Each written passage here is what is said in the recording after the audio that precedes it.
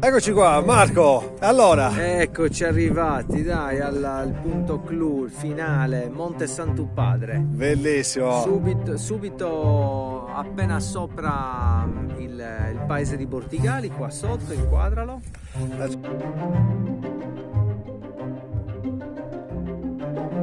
Ecco qua, guarda. Mi stavi raccontando delle chiudende, guarda, mi stai facendo notare. Esatto, e qua abbiamo la vista migliore di tutto l'altopiano. Adesso ci sono le nuvole che ci stanno coprendo, ma si intravede un pochino, vedi lì in fondo anche il lago Modeo e tutto l'altopiano di Abbasanta con i terreni tutti chiusi così per l'editto delle chiudende.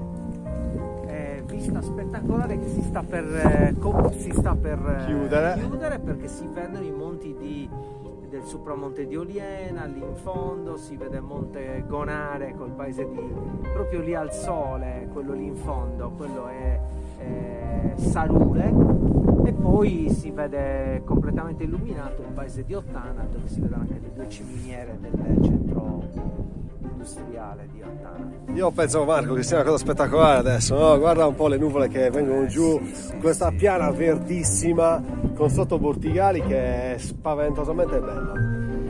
Ci stiamo coprendo, qua siamo proprio a quanti metri? 1025, non di più. 1025. Adesso insomma, vedi, stanno arrivando completamente le nuvole, quindi guarda il vento che c'è un maestrale pazzesco. Ti faccio vedere che anche questo è bellissimo, Cristi, vedi un po', non so se si intravedono le nuvole che stanno per coprire, perché siamo a una buona altezza,